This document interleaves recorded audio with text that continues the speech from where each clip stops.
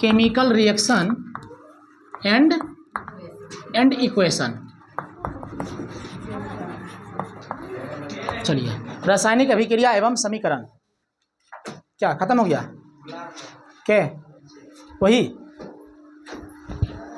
आप बोलो बाद में, अब स्टार्ट हो लो पढ़ाई। बोल दो ना, बोल दो अगर बाद में।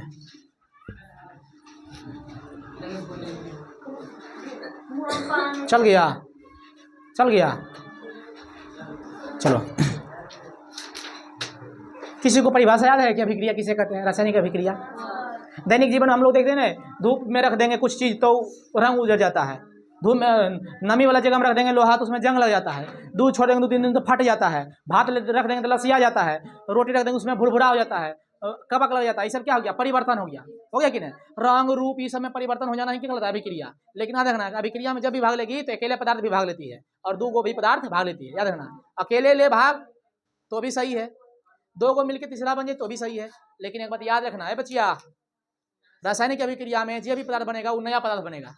याद रखना है, अभिकारक से अलग गुण होगा, कर नहीं होगा रे। अच्छा बताओ, जो पदार्थ बना उसको क्या कहते हैं? नहीं, क्या पदार्थ बना उसका नाम क्या है? प्रतिफल या उत्पाद। जे राशि मिला रहे थे उसको क्या कहते? अभिकारक। रिएक्टेंट से क्या बनेगा? प्रोडक्ट।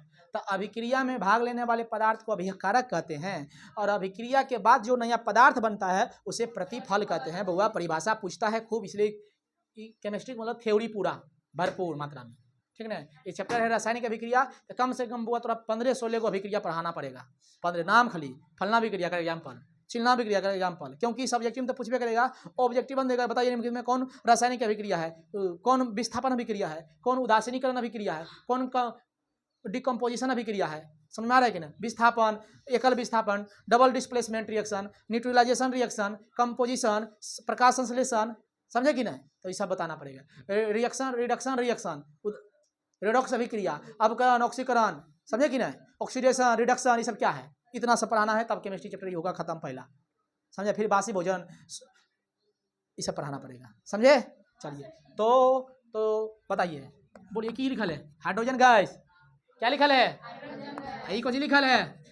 इसको जब बुआ सूर्य के प्रकाश में रखेंगे ना, सूर्य प्रकाश में, धूप में रखेंगे ना बुआ, तो दोनों मिला क्या बना लेगी? HCl। क्या बना लेगी?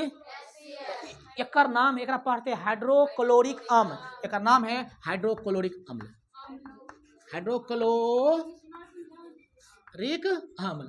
आई बच्चिया बोल रही सर यही नहीं समझ में आता है, केमिस्ट्री मतलब यही होता है। HCl अगर नहीं है पता तो क्या मतलब है केमिस्ट्री पढ़े से? हाइड्रोक्लोरिक अम्ल, इसको तेजाब भी कहते हैं, एसिड भी कहते हैं। तेजाब 3 गो खतरनाक एसिड है, strong acid, HCl, H2SO4, HNO3, sulphuric अम्ल, नाइट्रिक अम्ल, हाइड्रोक्लोरिक अम्ल। हाइड्रोक्लोरिक अम्ल का दूसरा नाम है म्यूरेटिक एसिड। म्यूरेटिक एसिड जे 9th क्लास में पढ़ी है हमारे पास, उसको तो कोई दिक्कत ना होगा। फुल्ली इलास्टिक, फुल्ली फैंटास्टिक, समझे कि नहीं?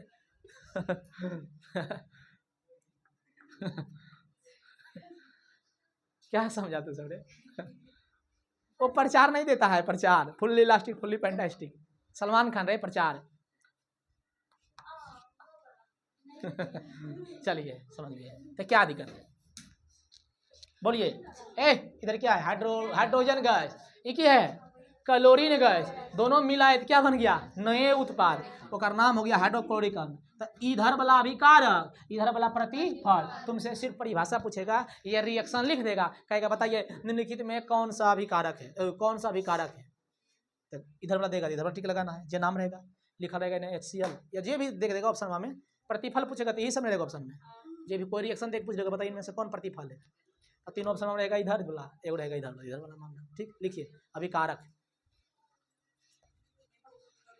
अभिकारक, रिएक्टेंट। देखो रासायनिक अभिक्रिया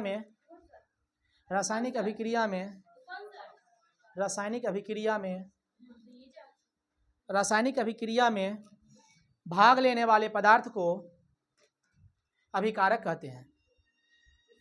रासायनिक अभिक्रिया में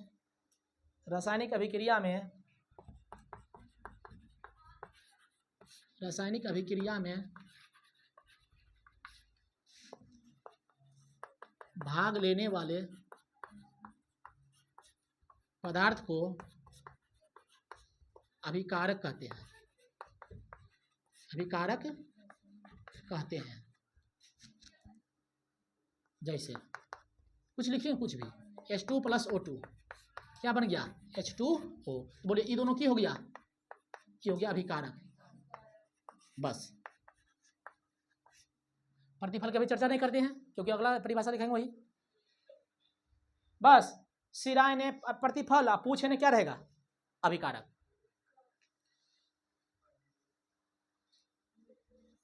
क्या समझे दत्त? ठीक है।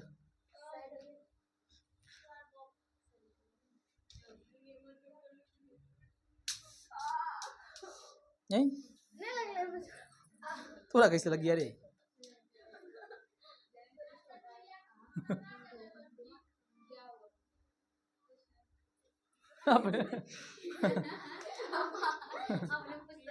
रोबोट है कि रे? क्या हुआ? कुछ नहीं है। बोली उधर से कह रहे भवनिया, तू बोली, तू ही बोली उधर से। क्या बोल रही इधर? हाँ ना, बिल्कुल राइट। सीढ़ी पर बैठ के पालक तड़का खा रही है, राइट जज कर रही है, रॉन्ग राइट। ठीक है, लिखिए प्रतिफल। प्रतिफल बेटा सब लिखो, प्रतिफल। प्रतिफल ओबली, ओबली मतलब समझती है? ए बच्चिया तुम ही बोल रहे हैं। ओबली मतलब क्या? अरे डंडा तिरछा तिरछी। उत्पाद,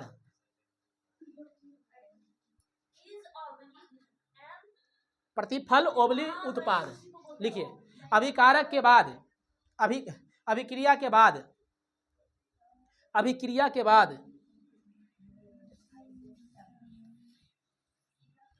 अभिक्रिया के बाद जो नया पदार्थ बनता है,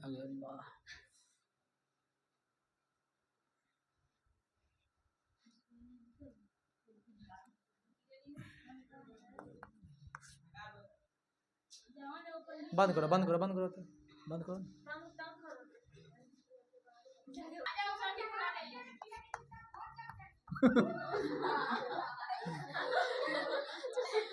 अरे कल हमार भोज चला दिया, सही बात है। बोला आज यहाँ सांझ के 9 था सरी भोज।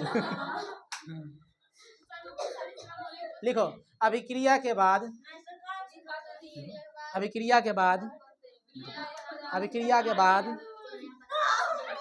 अभिक्रिया के बाद जो नया पदार्थ बनता है, अभिक्रिया के बाद जो नया पदार्थ बनता है उसे प्रतिफल कहते हैं। अभिक्रिया के बाद जो नया पदार्थ बनता है उसे प्रतिफल कहते हैं। उसे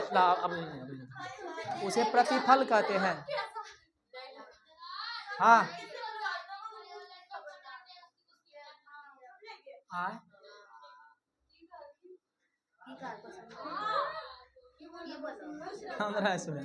लिखो अभिक्रिया के बाद जो नया पदार्थ बनता है उसे प्रतिफल कहते हैं। देखो प्रतिफल, प्रतिफल एक नए पदार्थ होते हैं। नोट करके आगे, प्रतिफल एक नए पदार्थ होते हैं। प्रतिफल एक नए पदार्थ होते हैं जो ना जिसका गुण अभिकारक से अलग होती है। जिसका गुण अभिकारक से अलग होती है। जिसका गुण अभिकारक से अलग होती है।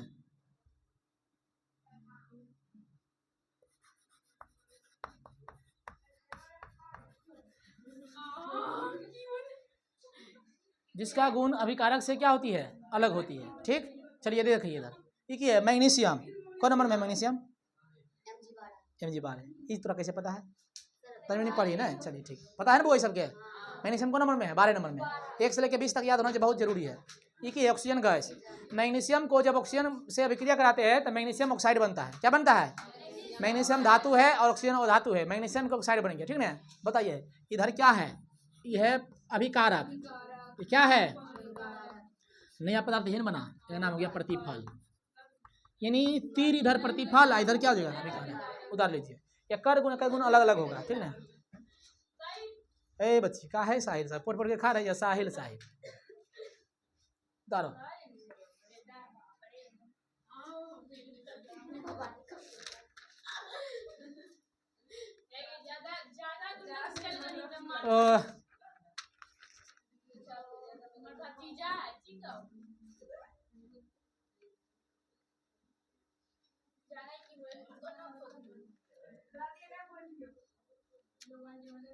बिच्चा में करेगी डिस्टर्ब।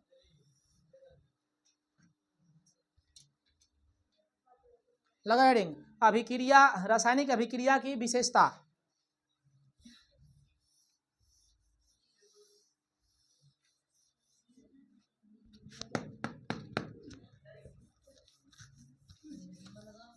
रासायनिक अभिक्रिया की विशेषता मतलब सर क्या क्या विशेषता है इसमें, क्या कुछ नया चीज बनती है उसको देखना है।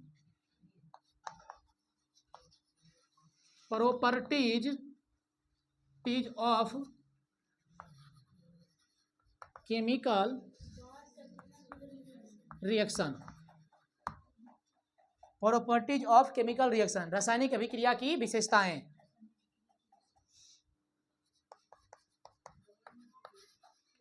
रासायनिक अभिक्रिया की विशेषताएं, प्रॉपर्टीज का मतलब होता है वो गुण, विशेषता, विशेषताएं या गुण। चलिए समझना ध्यान से, गुण तो नहीं पूछता ये सब, लेकिन थोड़ा सा पढ़ा देते हैं। इसमें क्या पूछेगा वो समझना है, डायरेक्ट परिभाषा पूछ लेता है। अवक्षेपण किसे कहते हैं, अवक्षेपण किसे कहते हैं। ए बउआ पढ़ाएगा तू, आओ यहाँ हम बैठते हैं।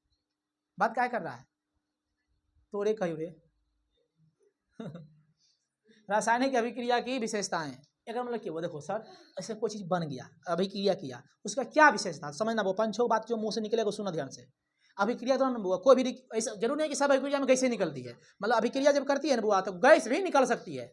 इसलिए प्रैक्टिकल रूम में लेबोरेटरी में जाने से पहले ना बुआ कोई भी अपने मन से पूछ बिना न जानता है उसको मत छुओ, नहीं कि कोई चीज में मिला दिए पता चला कि विस्फोट हो गया, एक्सपोज कर गया, समझ में आया कि नहीं। इसलिए छूने से पहले टीचर से सलाह लेना कि जरूरी है, और टीचर से सलाह के लिए वो खुद नहीं जानता है। अपने से करेंगे तो हो जाएगा। हाइड्रोजन गैस के क्लोरीन गैस मिला दिया, पता चल गया बन गया तेजाब, हाथ चमड़ी सब झुल जाए। मतलब नहीं बात हमारे समझा, कहने मतलब अगर गुण समझाना चाह रहे हैं कि रासायनिक अभिक्रिया जब होती है ना सर, तो क्या क्या घटना घट सकती है। तो गैस की उत्पत्ति भी हो सकती है, यानी गैस भी उत्पन्न हो सकता है, रिलीज हो सकता है गैस भी। अब कोई ना भी गैस ऑक्सीजन हो जाए रिलीज, कार्बन डाइऑक्साइड हो जाएगी रिलीज, या हाइड्रोजन गैस। बस याद रखना कि रासायनिक अभिक्रिया के पहला गुण है कि रासायनिक अभिक्रिया के दौरान गैस की उत्पत्ति भी होती है। ठीक, पहला बात। अच्छा बताओ, स्वाद भी बदल जाता है कि नहीं। पता हम दूध के दही पौड़ते हैं तो बोलो दूध जरी मीठू लगता है, अब बिहान जब देखते हैं फदफदा जाता है उसमें लैक्टोबैसिलस तो खट्टा हो जाता है, बताओ वो भी अभिक्रिया हुआ कि नहीं। हम कह सकते हैं कि स्वाद भी बदल जाता है, बोलिए जी।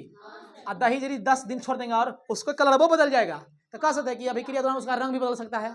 अच्छा, कभी सरफ को पानी में लेकर हाथ पर रखे हैं, गर्म लगा है कि नहीं, तो बोलो उष्मा निकल रहा है ना। हाँ, तो अभिक्रिया दौरान वो उष्मा भी निकलती है, उष्मा भी निकलती है। चलिए कोई बात नहीं। कभी ग्लूकोज को पानी में डाले हैं, ठंडा लगता है, हम कह सकते हैं ठंडा क्यों लगा, उष्मा निकल गया।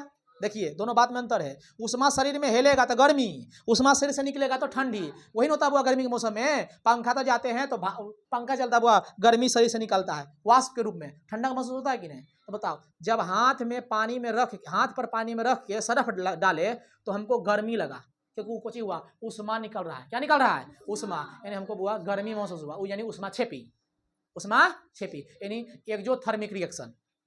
जब ग्लूकोज को पानी में डाले तो ठंड महसूस होने लगी, जब ठंडा महसूस होने लगी यानी कि उष्मा उसे निकल रहा है। नहीं समझे, यानी जो उष्मा को सोख ले, देखो कोई उष्मा निकाल देगा ना बुआ, जैसे उष्मा देंगे कोई चीज में तो गर्म हो जाएगा, और उष्मा निकालेगा तो ठंडा लगेगा। तो ग्लूकोज जब देते हैं ना पानी में बुआ, तो वो उष्मा छेपी नहीं है, उष्मा शोषी है, यानी ठंड महसूस दिलाता है। समझी कि नहीं। तो रिएक्शन ये चीज बनाती है। रिएक्शन का गुण समझ में आया। गैस उत्पन्न हो सकती है, रंग बदल सकता है, ठीक, स्वाद बदल सकता है, गर्मी उत्पन्न हो सकती है, यानी उसको बोलते हैं उष्मा। उष्मा के आधार पर रिएक्शन को 2 भाग में बांटते हैं, उष्मा छेपी, उष्मा शोषी। खूब पूछता है, 2016 में वही पूछा था, 2016 में हमारा घड़ी में उष्मा छेपी और उष्मा शोषी में अंतर। समझे कि नहीं। क्या लिखना चालू करें, लिखिए नंबर 1, लिखिए गैस की उत्पत्ति। गैस की उत्पत्ति, गैस की उत्पत्ति।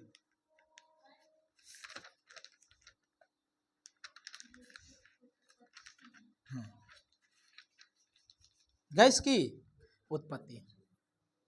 देखो अभी देखो बिल्कुल थोड़ा समझ में आएगा, क्योंकि एगो चैप्टर है अम्ल, भस्म और लवण, ठीक है, उसमें थोड़ा समझाएंगे। जब कोई धातु किसी अम्ल से रिएक्शन करती है ना, एगो HNO3 को छोड़ के रिएक्शन नहीं करती है। जब कोई धातु किसी अम्ल से रिएक्शन करती है तो हमेशा क्वेश्चन ऑब्जेक्टिव पूछता है, जब कोई धातु किसी अम्ल से अभिक्रिया करती है तो गैस बनती है, उत्पन्न होती है। Hydrogen gas. कौन सा गैस? हाँ, तो हाइड्रोजन गैस दिया कि नहीं? तो बोलो गैस की उत्पत्ति हुआ कि नहीं? तो देखो एगो मिलाते हैं मैग्नीशियम, क्या है इसको हमने बुआ HCl से रिएक्शन कराते हैं। ये धातु है, कौन धातु है? मैग्नीशियम के धातु। ये कौन सा अम्ल है? हाइड्रोक्लोरिक अम्ल। बच्चे अगर ना बुझा पाए तो बार बार बोलते हैं, 3-4 बार बोल चुके हैं, कल से लेकर अभी तक मैं 3-4 बार लिखा चुका है। अगर बहुत है ना बुआ तो तेज विद्यार्थी काम है वो नहीं जानते, HCl हाइड्रोक्लोरिक अम्ल बाद में रट लेना, हो गया पर हम तेज। यही होना चाहिए पढ़ाई, अच्छा विद्यार्थी की पहचान, समझे कि नहीं? तो ये मैग्नीशियम है यानी धातु है, ये हाइड्रोक्लोरिक अम्ल है। जब दोनों को रिएक्शन कराते हैं ना बुआ तो MgCl2 बना लेता है, मैग्नीशियम क्लोराइड प्लस H2 निकल जाता है गैस। गैस के तीर जब लगाएंगे तो ऊपर लगाएंगे और नीचे जब रहेगा तो समझना कि कोई चीज नीचे में जम गया है, अवक्षेप उसको बोलते हैं। क्या बोलते हैं? अवक्षेप। तो क्वेश्चन एकदम याद रखना एग्जाम्पल में, Mg प्लस HCl को जब रिएक्शन कराते हैं तो C इसी के साथ मिल जाता है, ऐसे बन जाता है। अब कहते हैं सोच रहे सर जी दू कैसे अइलै, दू कैसे अइलै, यहाँ दू काहे न हल्लै? देखो बताते हैं, Mg पर +2 होता है, Cl पर -1 होती है, एक गुना हुए Cl2, याद करो नम्मा 9th क्लास याद कीजिए, बता देते बिला अनुसूत्र लिखे रहे। अब नहीं पता है थोड़े प्रोग्राम नम्मा घुस के जाके पढ़ बिला तो पहला हो गया। बोलिए गैस की उत्पत्ति हुई? गैस रिलीज हुई कि नहीं? तो याद रखिएगा आप लोग कि रासायनिक अभिक्रिया के दौरान गैस भी उत्पन्न होती है, कोई भी गैस उत्पन्न हो सकता है, जरूरी नहीं कि अब इसमें जे रहेगा वही नहीं उत्पन्न होगा। ठीक, अब दूसरा समझिएगा, क्या दूसरा समझिएगा, अवक्षेप का बनना। अवक्षेप का बनना, पहले सुनिए की है अवक्षेप। अवक्षेप को समझने से पहले समझिएगा कि अवक्षेप जो होती है ना सर, सबसे अवक्षेप एक ठोस पदार्थ होता है, उतना भी ठोस नहीं है, बस रखना कि जलीय विलयन में जाके ना नीचे जम जाता है। जैसे हम तो अभी मान लो कादो मट्टी घोर देंगे, कादो मट्टी देख के हुआ पानी मट्टी घोर देंगे, हम ऐसे हिलकोर देंगे, ऐसे हिलकोर के धर देंगे, बताइए जो भी उसमें कंकर उंगर वो जा नीचे जम जाएगा कि नहीं? तो वही हुआ अवक्षेप। क्या हुआ? अवक्षेप बुआ जल में घुलनशील नहीं होती है। अगर जल में घुलनशील होती तो बोलिए वो जमता नीचे? बोलिए जी, नहीं जमता। चीनी जल में घुलनशील है कि नहीं? बिल्कुल है, घुल जाता है। बालू जल में घुलनशील है तो बोल नीचे जमेगा कि नहीं? तो वो अवक्षेप हो गया। यानी अब हम एग्जाम्पल दिए, मतलब अब कहेंगे कि ऐसा अभिक्रिया जिसमें कोई ठोस नीचे बैठ जाए, अभिक्रिया के दौरान जो कोई ठोस नीचे बैठ जाए उसे क्या कहते हैं? अवक्षेप कहते हैं। अवक्षेप ठोस पदार्थ ही होती है, ये जल में घुलनशील नहीं होती। अरे घुलनशील होता ना बुआ तो बैठे भी नहीं करता, घुल के अपने याकुल व्याकुल रहता, जैसे चीनी में पानी घुल लेता है, घुलता है कि नहीं? अवक्षेप का बनना, अवक्षेप का बनना। तो इस सारे का एग्जाम्पल दीजिए, था एग्जाम्पल दीजिए जल्दी हैं। कंकर नहीं देंगे रे बच्ची, इसका एग्जाम्पल इस तरह से देंगे ताकि लगे कि हाँ है कुछ। चलिए दर्पण के बात सुने, दर्पण के नाम सुने? दर्पण जो हम चेहरा देखते हैं ना वो तो पीछे रंगल रहता कुछ से, सिल्वर से, इसको बोलते हैं रजतीत, AgNO3 सिल्वर नाइट्रेट। इसका एग्जाम्पल समझिएगा, जब सिल्वर नाइट्रेट को अम्ल से रिएक्शन कराते हैं ना बच्ची, देखना बुआ ये 3 एकड़ नहीं है, इस खुद एकड़ अपन बपौती है। नाइट्रेट NO3, नाइट्राइट NO2, तो Ag पर +1 आ NO पर 3 पर -1 होती है कि नहीं? एक जब तोड़ेंगे तो H पर प्लस, Cl पर माइनस, प्लस भागेगा माइनस के साथ, प्लस भागेगा माइनस के साथ, तो बोलो AgCl हो गया। क्या लिखेंगे?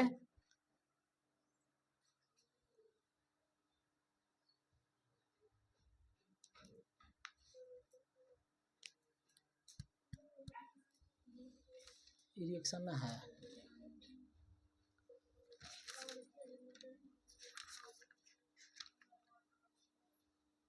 हाँ ठीक तो है, HNO3 ठीक रिएक्शन है, यही है। देखिए ये हो गया बायां वाला पर प्लस, दाहिना वाला पर माइनस, बायां वाला पर प्लस, बायां वाला पर माइनस। अभी नहीं कि वो एक साथ फिर मिला देना, इस तो एक से तोड़े तेरे साथ मिलाएंगे ना, एक प्लस ओकर माइनस के साथ, एक प्लस एक माइनस के साथ। अब बायां और प्लस, दाईं और माइनस रखना है। बोलिए ये प्लस है, ये माइनस है, की होगा AgCl, AgCl। अब प्लस HNO3, तो बउआ ने ई ने बउआ जम जाता है नीचे, विलयन में बैठ जाता है। तो तीर लग जाए नीचे, जिसके किनारे में तीर लग जाए, समझना कि अभिक्रिया में वो अवक्षेप है। क्या है? अवक्षेप। और नीचे बैठ गया, जम गया, ठीक, पृथक हो गया, विलयन से पृथक हो गया, सेपरेट हो गया, ठीक ना। सेपरेट मतलब होता है अलग। तो एकदम एक याद ही कर लो भी, ऐसी अभिक्रिया केकर एग्जाम्पल है, अवक्षेपण अभिक्रिया है। वैसा अभिक्रिया जिसमें कोई प्रतिफल अवक्षेप के रूप में नीचे बढ़ जाती है, उसे अवक्षेपण अभिक्रिया कहते हैं। जैसे AgNO3 को जब HCl से रिएक्शन कराते हैं तो AgCl प्लस HNO3 बनती है। HNO3 कौन सा नाइट्रिक, कौन सा अम्ल है? नाइट्रिक अम्ल है। कौन सा अम्ल है? नाइट्रिक अम्ल। तो छापिए जल्दी। हाँ जी,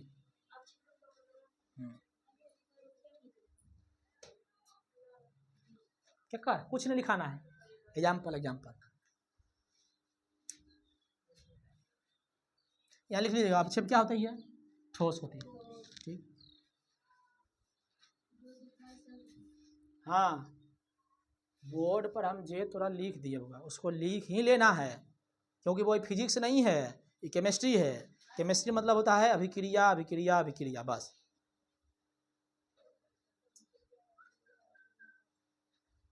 पानी में चीनी जैसे घुले राजा जी।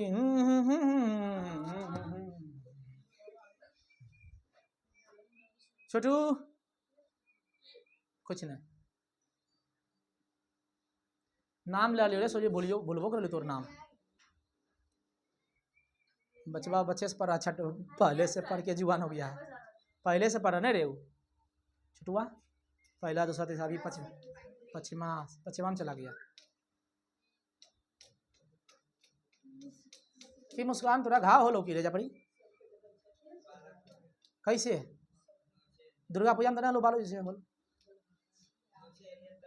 ऐसे शंकर भगवान निकाला लिखी, अरे कोई निकाला यहाँ तो ऐसे निकाला ली, अरे हल रे।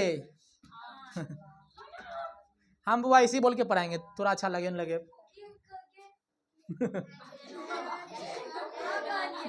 ये हमारे विद्यार्थियों से गई, वाह रे वाह। HNO3, ठीक। गैस की उत्पत्ति हुई कि नहीं, बस बोलो ना जी।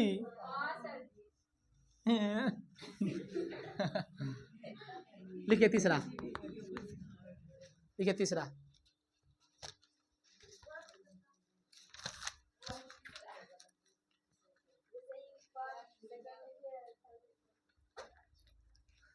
लिखिए अवस्था में परिवर्तन। अवस्था मतलब समझती है फेज चेंज। फेज मतलब क्या होता है? अवस्था, चेंज मतलब बदलाव। कैसन अवस्था? मान लो कि मोम है, ठोस मोम है ना, उसको गर्म कर देंगे, पिघल जाएगा, द्रव में बदल जाएगा ना, तो बोलिए अवस्था परिवर्तन हो गया ना। पहले द्रव में बदलेगा ना बच्ची, जो द्रव में ना बोल के सीधे गैस में, उसे ऊर्ध्वपातन कहते हैं, सब्लिमेशन, कपूर, नौसादर, कपूर, नौसादर, नेफ्थलीन, समझी। अवस्था परिवर्तन, अवस्था परिवर्तन। लिखिए डेस्क देखिए, लिखिए कुछ ऐसी अभिक्रिया है, कुछ ऐसी अभिक्रिया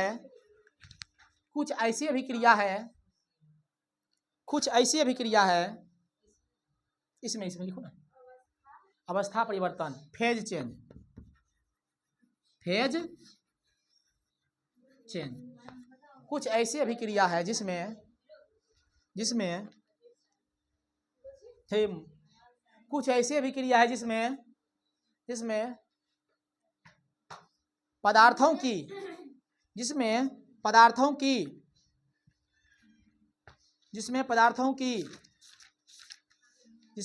की अवस्था भी बदल जाती है, जिसमें पदार्थों की अवस्था भी बदल जाती है।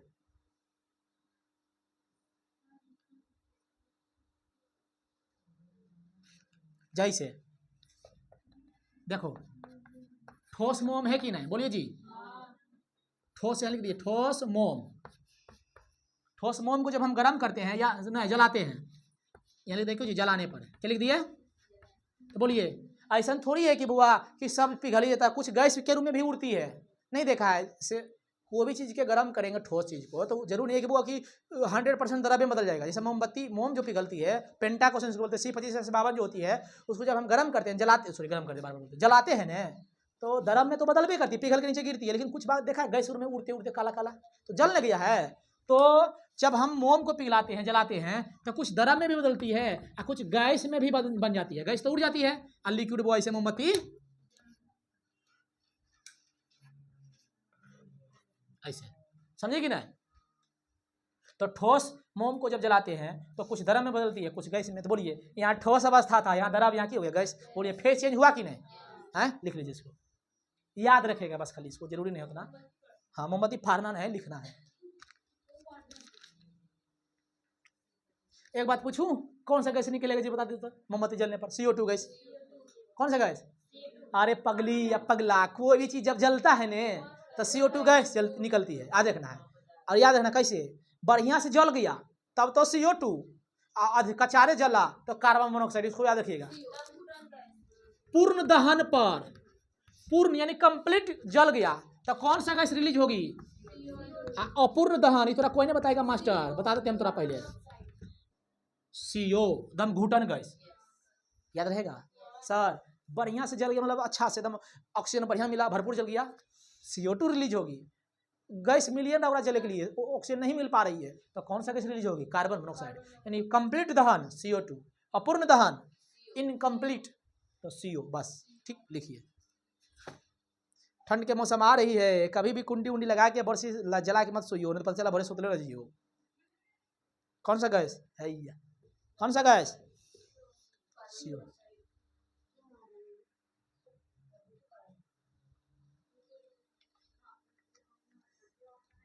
लिखिए तीसरा, चौथा लिखिए, ताप में परिवर्तन। ताप में परिवर्तन,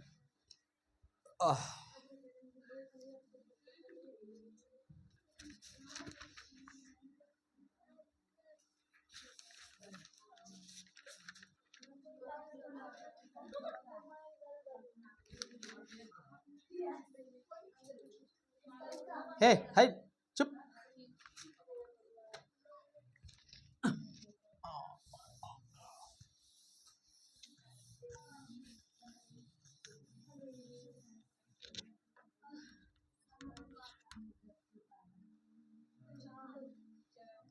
देखिए, ताप में परिवर्तन,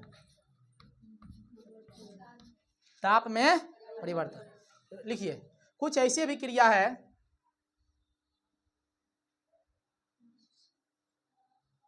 कुछ ऐसी अभिक्रिया है जिसमें ऊष्मा निकलती है, यानी गर्मी, हीट। कुछ ऐसी अभिक्रिया है जिसमें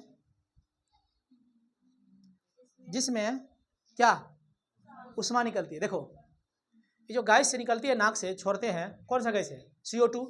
अथवा जब बच्चे नम्मा क्लास में पढ़ा रहे होंगे उधर ग्रीन हाउस गैस फला चिला, तो बताए थे कि carbon monoxide, carbon dioxide, carbon oxide एक प्रदूषण गैस नहीं है, लेकिन बल्कि उमस पैदा करती है।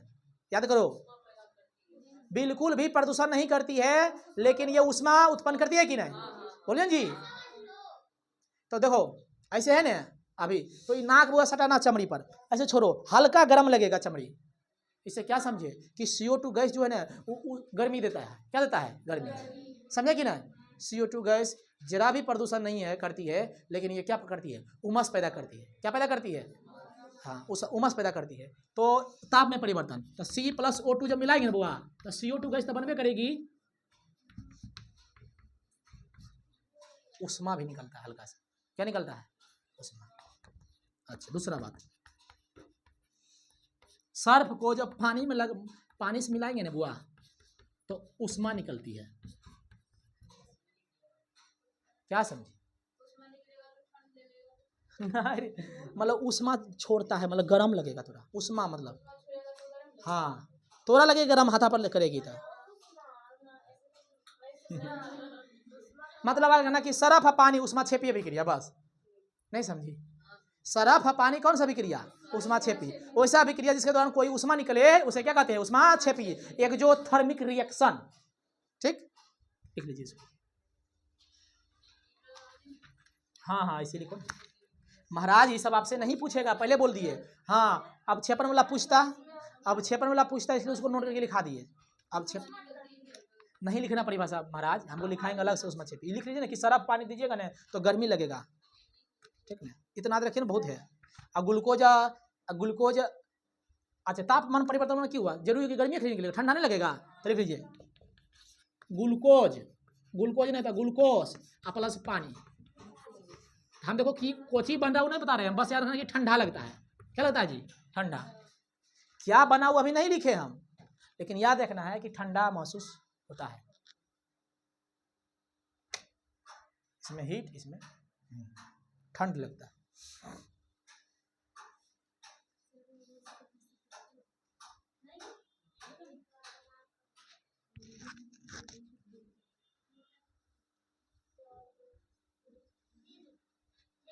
मिटाऊं चलिए लिखिए वो स्पेशल बात, स्पेशल फैक्ट, कुछ बात ऐसी लिखो ना। देखिए रुकिए, पहले तीर रहेगा ऊपर, समझना कि गैस निकल रही है। अब जे गैस रहेगा सर वही निकलेगा, ठीक। तीर रहेगा नीचे तो अगर मतलब समझना है कि कोई सर अवक्षेप नीचे है। अवक्षेप, और अवक्षेप क्या होती है? ठोस होती है। क्या होती है? ठोस होती है। जल में घुलनशील नहीं होती है, जल में अघुलनशील होती है। कोई दिक्कत किसी को? तीर ऊपर है तो गैस निकल रही है, तीर नीचे है तो कोई दिक्कत नहीं ना। उधरो तीर इधरो तीर, यह अभिक्रिया होती है रिवर्सिबल होती है। क्या होती है? रिवर्सिबल, यानी इसको बोलते हैं हिंदी में उत्क्रमणीय अभिक्रिया। उधरो इधरो, इसको बोलते हैं उत्क्रमणीय अभिक्रिया के संकेत हो गया। एक एग्जाम्पल है बचिया, एक N2+H2 मिला गया ना तो अमोनिया बन जाती है। अमोनिया अलग है, अमोनियम अलग है। अमोनिया के NH3, अमोनियम के NH4Cl, सॉरी अमोनिया के NH3, अमोनियम के NH4, अमोनिया के NH3, अमोनियम के H4, अमोनियम क्लोराइड के NH4Cl, ठीक। इसको उतार लीजिए जल्दी। हाँ कहूँ लिखा है ब्रैकेट में AQ, इसको समझना कि जलीय विलयन अक्योस। लिखो की लिखल है, ब्रैकेट में रहेगा AQ लिखल तो क्या समझना है कि जलीय विलयन है। अब ब्रैकेट में S रहेगा समझना ठोस है यानी सॉलिड। अब ब्रैकेट में कहीं G लिखल है तो क्या समझना है? गैस। तो अभी नहीं पता चलेगा, जब पढ़ाएंगे ना बहुत डीप में घुसेंगे ना कल के बाद तभी सब मिलेगा। जल में घुलनशील, मैं लिख दूं ना जल में घुलनशील, मस्त राइटिंग है। जल में अघुलनशील मतलब घुलेगा नहीं रे।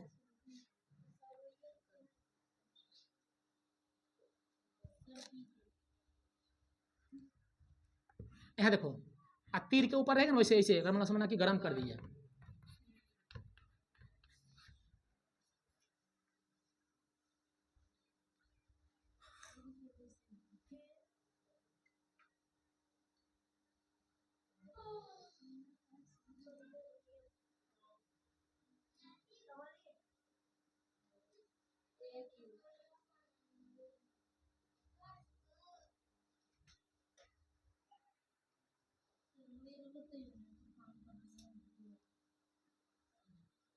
बउआ एक गिलास पानी लेकर आओ नीचे से, जाओ जाओ, लोटा में लेना, लोटा में।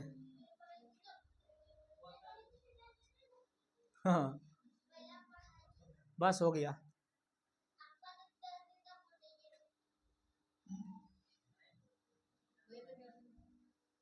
बउआ हम बार बार बोलते हैं वो केमिस्ट्री है, घरवा में जब तक इस पर टाइम नहीं देगी ना 1 घंटा लग से, तब तक दिमाग में सुकुर सुंड भुकुर भुंड नियर नहीं घुसेगा।